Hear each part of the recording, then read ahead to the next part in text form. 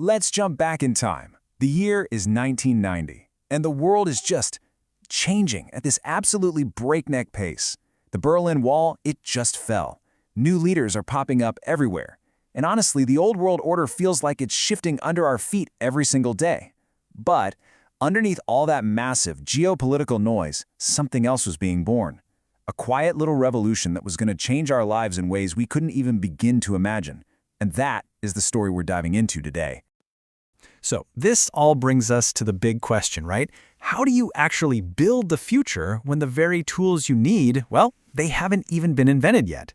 It's a story about seeing a possibility way before anyone else does, and then figuring out piece by piece how to make it real with, basically just duct tape and pure ingenuity. So let's really set the scene here. 1990 was a year of giants. You've got Nelson Mandela walking free after 27 years in prison. Mikhail Gorbachev is trying to steer this massive Soviet ship with glasnost and perestroika.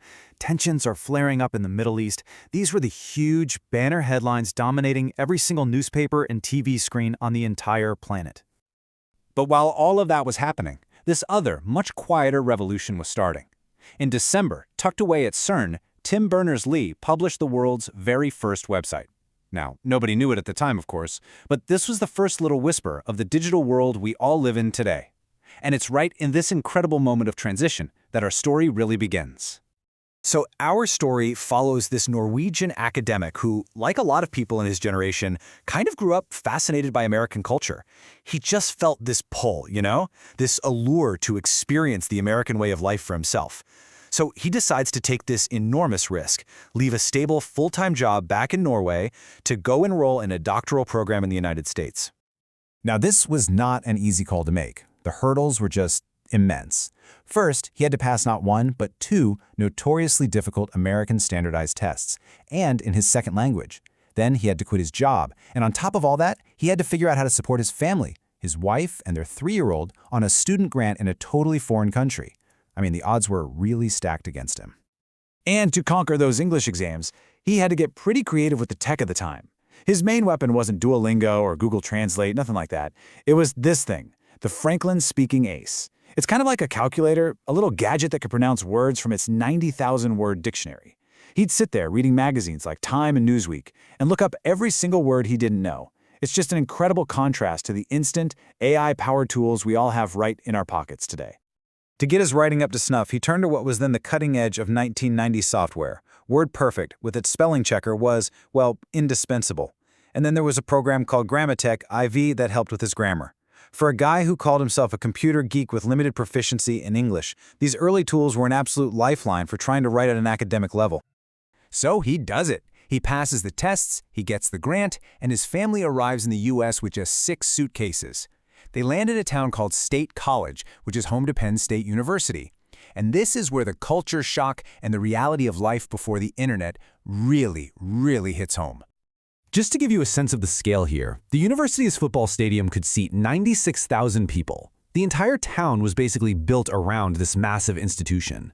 It was a completely different world for them, surrounded by farmland and a strong Amish community. The sheer size of it all was just overwhelming. Okay, now think about this. They had 1 week. 1 week to get their entire lives set up, find an apartment, find daycare, buy a car, and maybe, just maybe, try to meet some new people.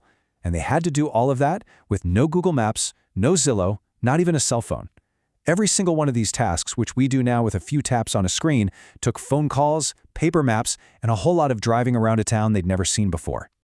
To connect to his work, he invested nearly $3,000 in this cutting-edge compact notebook. It ran on DOS, it actually had a hard disk, which was a huge deal back then, and a modem that just zipped along at 4,800 bits per second. To put that in perspective, that's about 10,000 times slower than basic broadband is today. And its killer feature? A built-in fax machine. Yeah. But the challenges weren't just about the technology. See, his colleague, Christopher Clark, invited the family over for Christmas. So, following proper Norwegian tradition for an occasion like that, he got dressed up in his absolute best. Polished shoes, a dark suit, a crisp white shirt, and a nice, festive red tie.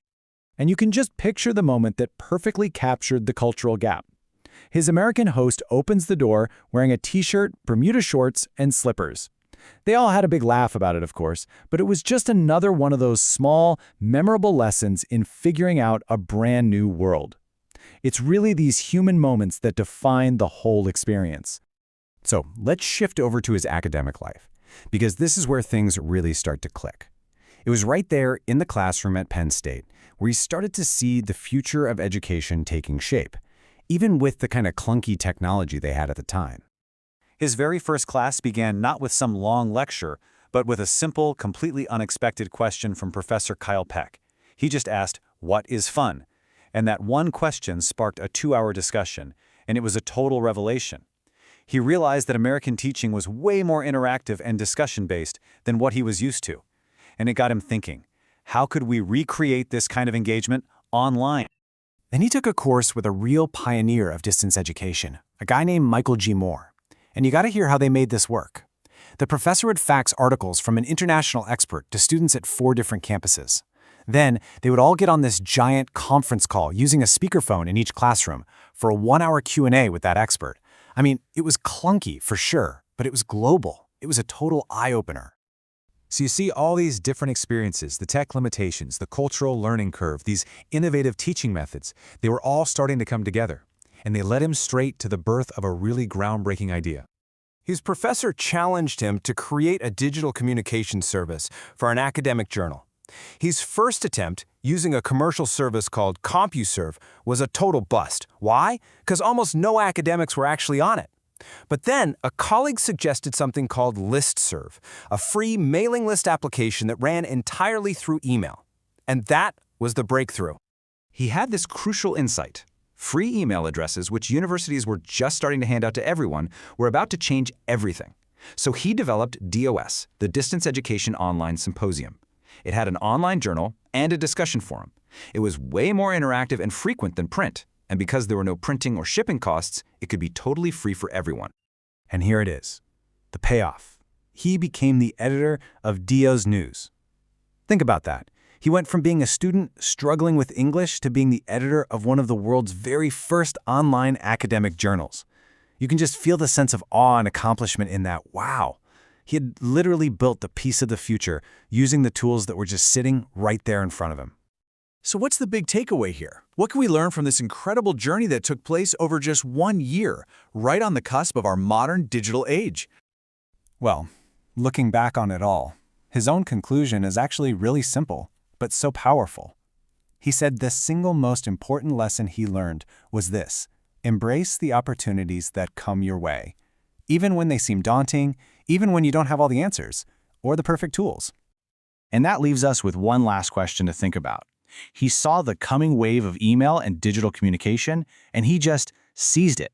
So looking around at our world today, with all of its new technologies and its new challenges, what is the great opportunity of your time?